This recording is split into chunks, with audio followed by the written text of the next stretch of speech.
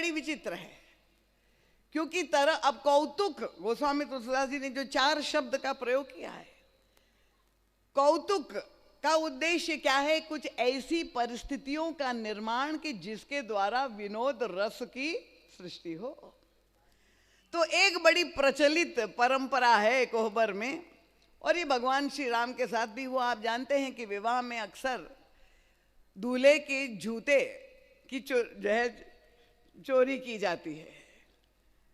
तो यहाँ भी गोस्वामी तुलसीदास जी ने लिखा है, यद्यपि मानस में नहीं है, कि दूल्हे के पादत्राण को चुरा करके और उसके बाद उसको बहुत सुंदर रेशमी वस्त्र में लपेट करके और ये सखियों ने कोहबर में रख दिया, और दूल्हे से कहते हैं कि ये आपके कुल देवता है, अब आप उनकी पूजा करिए। देखिए, यहाँ से पूजा शुरू होती है। ये कोहबर की जो भाषा है बड़ी अटपटी है। और अब यहाँ तो भगवान श्री राम अकेले नहीं थे, क्योंकि चारों राजकुमार थे, लक्ष्मण जी महाराज भी साथ में थे। और लक्ष्मण जी महाराज की दृष्टि बड़ी पहनी। लक्ष्मण जी ने देख लिया, वे समझ गए, और तुरंत उन्होंने भी, देखिए कैसे उत्तर दिया। ये व्यंग विनोद की बात है। उन्होंने कहा, देवियां, हमको तो लगता है ये हमारे नहीं, ये आप ही के कुल देवता है, उसकी पूजा आप ही करे तो अच्छा होगा, ये हमारे लिए कुल देवता नहीं है। तो व्यंग विनोद से जहां पर प्रारंभ हुआ, कल एक श्रोता बड़े जो है रसिक, उन्होंने कहा, दीदी माँ, जो गालियां भगवान श्री राम को दी गई, कृपया उसका आप वर्णन करें और किस तरह के कटाक्ष उपस्थित हुए। तो गोस्वामी तुलसीदास जी ने बरवे रामायण में, यहाँ तो मानस में तो उसका वर्णन नहीं दिया है, पर आप देखिए कि जब लक्ष्मण जी महाराज ने ये उत्तर दिया, तो अब ये सारी ललनाएं बैठी हुई थी। जैसे ही उन्होंने ये कह दिया, आप लोगों ने जिस तरह से करतल ध्वनि से आनंद लिया, वैसे ही खिलखिलाहट पूरे कोहबर में, सब हंसियां, जब सखियां हंसने लगी जोर जोर से। और तब एक सखी ने दूसरी सखी से कहा कि ये जो राजकुमार है, ये तो बड़ा तेज तर्रार लग रहा है। तो दूसरी सखी ने कहा, क्योंकि उन्होंने देख लिया ये सफल नहीं हुई अपनी योजना में, तो दूसरी सखी ने कहा, पर ये बड़का राजकुमार जो है, ये मौन क्यों बैठा है? तो तीसरी सखी ने कहा, लगता है वो गूंगा है, इसीलिए बोल नहीं रहा। अब ये तो हमारे प्रभु का जो स्वभाव है, आप जानते हैं, परम शीलवान है। और प्रभु की झांकी यहाँ पर कैसी है, वो बैठे हुए हमारी श्री किशोरी जी की झांकी तो प्रस्तुत की है कि वो तो उनकी दृष्टि नीचे है, केंद्रित है अपने कर कमलों पर। हमारे प्रभु भी सिर झुकाए हुए, क्योंकि उनके तो स्वभाव का ही वैशिष्ट्यशील है, सिर झुकाए हुए नीचे अपनी दृष्टि करे हुए बैठे। अब ये सखी ने कहा कि मुझे लग रहा है ये गूंगा तो नहीं, पर गर्वीला जरूर है। अब देखिए, गालियां शुरू हो गई है कोहबर में। अब आज तक श्री रामभद्र को घमंडी और अभिमानी तो कहीं भी नहीं कहा गया। पूरे मानस में आप देख लीजिए कि यहाँ कोहबर में सखियां कह रही कि ये सांवले रंग का राजकुमार तो बड़ा घमंडी है। तो किसी ने कहा कि उसने क्या ऐसी बात कह दी कि तुम्हें लग रहा है ये घमंडी है? तो उसने कहा, नहीं, उसने बात तो नहीं कही, पर तुम देख तो लो कि वो दृष्टि नीचे झुकाए हुए है। तो मुझे ऐसा लगता है कि उसको अपने सौंदर्य पर बड़ा घमंड है,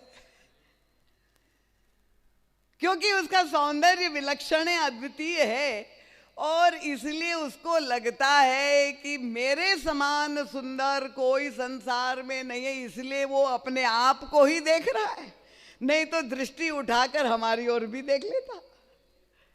अब सखिया छेड़ रही है कि प्रभु को अपने सौंदर्य का गर्व हो गया है।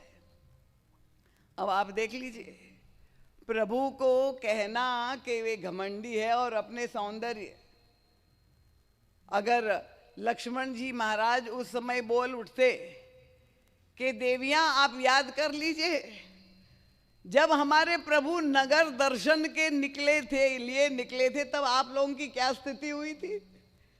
धाये धाम काम सब त्यागी, अब सब कुछ छोड़ छाड़ के दौड़ पड़े थे प्रभु का दर्शन करने के लिए। और यही सखियां आपस में एक दूसरे को कहती, कहे उस सखी अस को तनुधारी, जो न मोह यह रूप निहारी। अरे संसार में कोई ऐसा भी हो सकता है जो इनके सौंदर्य को देख करके सम्मोहित ना हो जाए। यही सखियां पुष्पवाटिका में भी थी, यही नगर में दर्शन करते हुए भी प्रभु का जो है उस समय प्रशंसा कर रही, पर कोहबर में जब आ गई तो भाषा उनकी बदल गई। अगर कह सकते, क्योंकि अब देखिए उद्देश्य क्या है, भक्त चाहते हैं कि हम तो भगवान को देखें। हमारे शर्मा जी ने बड़ी मीठी बात कही कि हम तो उनको देखते पर वो भी हमें देख ले, उनकी भी कृपा दृष्टि हमको मिल जाए। भक्तिमती मीरा जी ने तो अपने ठाकुर श्याम सुंदर को ये उलाना दिया ही है कि प्रभु तनिक हरि चितवो हमरी ओर, प्रभु जरा हमारी ओर तो ये कृपा दृष्टि कर दीजिए। हम चितवत तुम चितवत नाही, कैसे ही के कठोर, आप बड़े कठोर हो गए, हमारी ओर नहीं देख रहे। तो यहां सखियां भी ऐसा कह सकती थी, पर गोस्वामी तुलसीदास जी का नहीं, ये कोहबर की भाषा तो बिल्कुल अलग है। कह रही है बड़ा घमंडी है, अपने सौंदर्य में ही जो है वो निमग्न है, गर्व उसको हो गया है। तो तीसरी सखी ने कहा, सखी अगर इस राजकुमार को अपने सौंदर्य का बहुत घमंड है तो उसको कह दो। देखिए ये सारा वार्तालाप ऐसे हो रहा है कि श्री राम को सुनाई दे, प्रभु के कर्ण कोहरों में ये बात पहुंच जाए। और तब उसने कहा कि उनको कह दो कि भले आंख उठा करके हमारी ओर न देखे, पर उनके बाम भाग में जो हमारी स्वामिनी जी बैठी है उनकी ओर तो अपनी दृष्टि कर दे, तो उनका सारा घमंड चूर चूर हो जाएगा। बहुत ही अद्भुत बरवे रामायण में गोस्वामी तुलसीदास जी ने वो भाव लिखा है कि सखियां कहती गर्भ करहु रघुनंदन। देखिए हमारे रघुनंदन जी को भी हम इस कोहबर में प्राप्त है यहाँ, तो उनका गर्भ करहु रघुनंदन जनु मनु माई। यहां तुम बिल्कुल घमंड मत करना है, राजकुमार को कह रही। क्यों? उनको अगर तुम्हें अपने सौंदर्य पर गर्व है तो आपन छवि देखी हो सिय की छाए, आप उनकी ओर देख लीजिए तो आपको समझ में आ जाए। क्योंकि प्रभु का रंग सांवला है, श्याम वर्ण के है, और छाया जब होगी तो वही श्याम वर्ण की होगी। तो आप तो हमारी स्वामिनी की छाया, अगर रूप का संग्राम हो जाए तो आप तो उनकी छाया से भी उसकी बराबरी नहीं कर सकते। ये घमंड आपका आप मत पालिए।